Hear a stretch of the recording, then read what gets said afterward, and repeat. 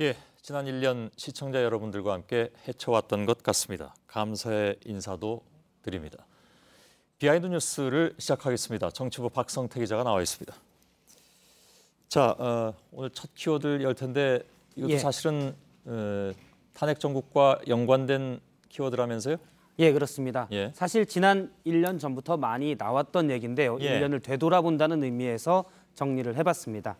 첫 번째 키워드는 우주는 수로 이루어졌답니다. 네, 오늘이 태블릿 PC 보도 1년인데요. 사실 저 말은 고대 그리스 철학자인 피타고라스가 한 말인데 사실 보도 이후에 박근혜 전 대통령의 탄핵 전까지 질서 있는 숫자가 나타나기도 했습니다. 당시에 크게 회자가 됐고요. 한번 되짚어보면 먼저 1은 지난해 12월 9일 탄핵소추안 표결 당시에 표결 불참자입니다. 당시 최경환 의원이 불참을 했고요.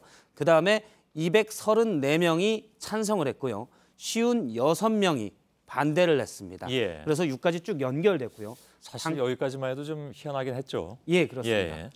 그리고 당시 무효표가 7입니다. 그럼 8은 어떤 숫자냐? 본회의에 탄핵소추안이 보고된 게 8일이고 또 헌재에서 탄핵을 결정할 때 재판관 숫자도 8입니다. 그리고 본회의에서 탄핵소추안을 의결한 날짜가 바로 12월 9일입니다. 이때까지가 이래서 9까지가 다 연결이 됐고요. 몇 달 뒤에 또 질서 있는 숫자가 나타나는데 탄핵소추안을 올려서 헌법재판소가 탄핵 결정한 날짜가 3월 10일이고요. 그 시각은 11시입니다. 그리고 그럼 12숫자는 어디 있냐라는 의문이 그때부터 돌았었는데 박근혜 전 대통령이 청와대에서 퇴거한 날이 12일이고 당시 헌법재판소의 이정미 권한대행이 탄핵 결정문 주요 요지를 읽을 때 국민이란 말이 12번 나옵니다. 뭐 좀 꿰맞췄다 이런 얘기가 나올 수도 있긴 하지만 여태까지 저렇게 또 숫자가 맞아 들어간 적도 별로 없었기 때문에 별로가 아니라 없었던 것 같습니다. 그래서 많이 인구에 이렇게 회자되기도 했습니다. 지금 다시 보니까 또 역시 좀 희한하다 이런 생각도 들긴 듭니다. 자, 근데 사실은 그 당시에 박 전 대통령의 탄핵은 세월호 인양과도 많이 연관이 또 있어서 그것도 많이 또 얘기가 됐습니다. 사실은 사람들이 무슨 까닭이나 연고가 이렇게 있는 것 아니냐라고 많이 의아했는데요. 세월호 7시간 반은 사실 박 전 대통령이 국민의 신뢰를 잇는 결정적인 계기가 됐었습니다. 탄핵 이후에도 세월호와 연관된 일들이 일어나는데 박근혜 전 대통령이 탄핵된 뒤에 검찰에 소환돼서 불려간 날이 3월 21일이고요. 그 다음 날인 3월 22일, 그러니까 3년 가까이 진도 바다 밑에 있던 세월호가 인양이 시작이 됐습니다. 그리고 3월 31일 날 박근혜 전 대통령에 대한 구속이 결정됐고요. 그리고 같은 날 세월호가 목포 신항에 돌아옵니다. 그래서 당시에 박 전 대통령이 가자, 세월호가 나왔다라는 말이 나왔었고요. 그리고 또 하나 의미 있는 게 세월호 참사가 발생된 게 2014년 4월 16일인데 최근 결정된 박근혜 전 대통령의 구속기간 만료일은 내년 4월 16일입니다. 그렇죠.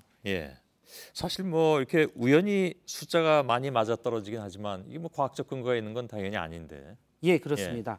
박 전 대통령은 평소에 우주의 기운을 강조했습니다. 그러니까 뭔가 정말 열심히 간절히 원하면 우주가 도와준다 이런 식이었는데요. 유명한 말이 되기도 했습니다.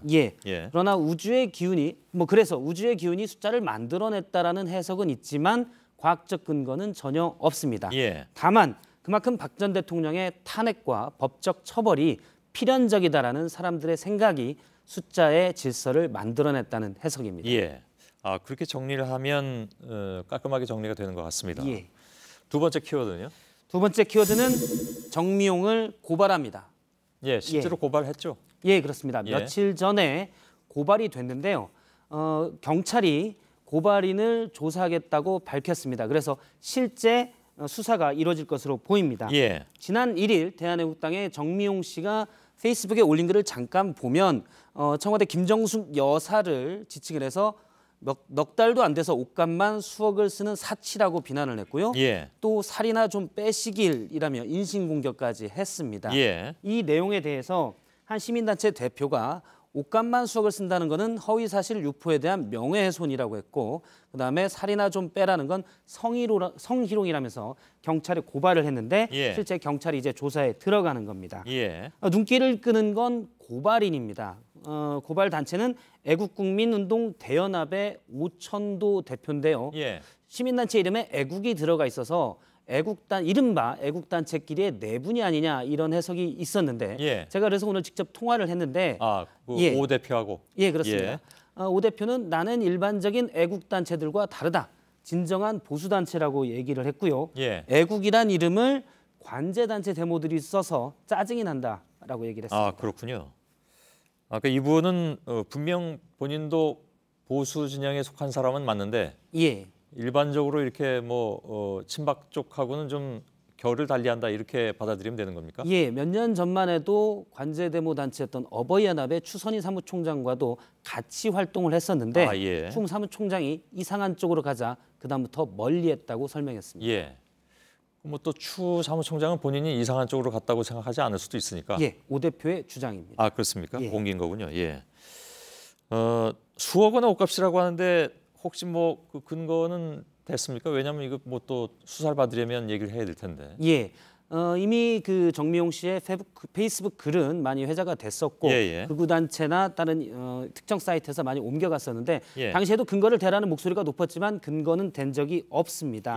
대신 청와대가 정 씨의 이런 주장이 많이 회자가 되자 카드뉴스라는 형식을 통해서 좀 얘기를 했는데요. 김성숙 여사가 옷은 홈쇼핑에서 구입하기도 하고 수선에서도 있는다. 이런 식으로 우회적으로 설명을 했습니다. 정미용 씨는 이전에도 명예훼손 혐의로 고발 또는 고소되고 실제 배상 판결을 받은 적도 꽤 있는데요.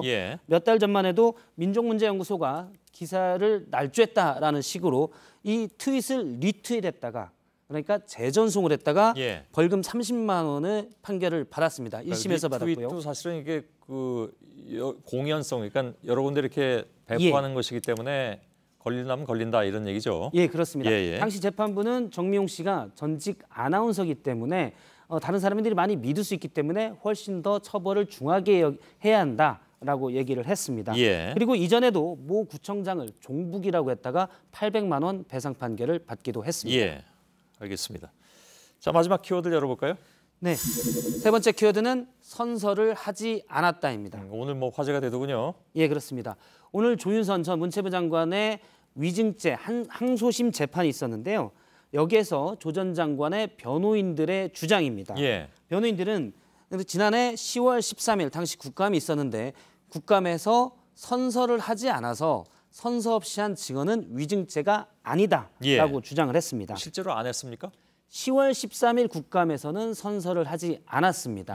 그런데 국회 속기록을 보면 그 전 담당 상임위가 이제 문방인데 그 전 국감에서 선서를 했습니다. 당시에 유성엽 상임위 위원장이 10월 13일로 예정된 문화체육관광부 소관 종합감사에서도 선서가 법적 효력이 미친다는 점을 말씀드립니다라고 국회 속기록에 나와 있습니다. 그러니까 9월 27일 국감에서 선서를 한 번 했으니 10월 13일 선서는 안 해도 효력이 미친다라고 국회 상임위원장이 얘기를 한 겁니다. 그게 어떤 법적 근거가 있는 겁니까? 예, 그렇습니다. 미리 고지를 했기 때문에 효력이 있는 거고요. 당시 9월 27일 국감에서 조윤선 장관 당시 장관이 선서를 했습니다. 직접 들어보겠습니다. 선서 본인은 만일 진술이나 서면 답변에 거짓이 있으면 위증의 벌을 받기로 서약하고 맹서합니다. 2016년 9월 27일 문화체육관광부 장관 조윤선. 9월 국감에서 저렇게 선서를 했고 당시 상임위원장이 이 선서는 10월 국감에도 효력이 있다라고 했기 때문에 효력이 있다는 게 특검 측의 반박이었습니다. 그런데 앞으로는 매번 다 받아야 되긴 하겠군요. 이런 상황이 발생을 하니까. 이렇게 따지고 들면 다 할 수밖에 없는 상황이 될 것 같습니다. 알겠습니다. 박성태 기자와 함께했습니다. 수고했습니다.